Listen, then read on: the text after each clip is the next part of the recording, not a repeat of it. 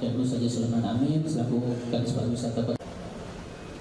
Memeriahkan Hari Ulang Tahun Kota Palembang ke-1342, pemerintah kota menyiapkan berbagai agenda wisata sepanjang Juni 2025. Rangkaian acara mencakup wisata olahraga dan budaya melalui gelaran Ampera Tourism Run 2025, serta wisata kuliner lewat Festival Masakan Halal Nusantara dan Pesona UMKM.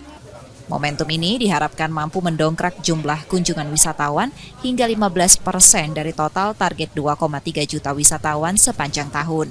Selama Juni, diperkirakan sekitar 15.000 wisatawan akan datang berkunjung.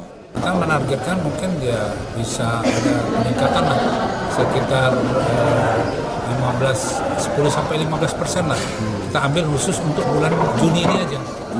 Kenaikan wisatawan dari target kita 2,3 juta.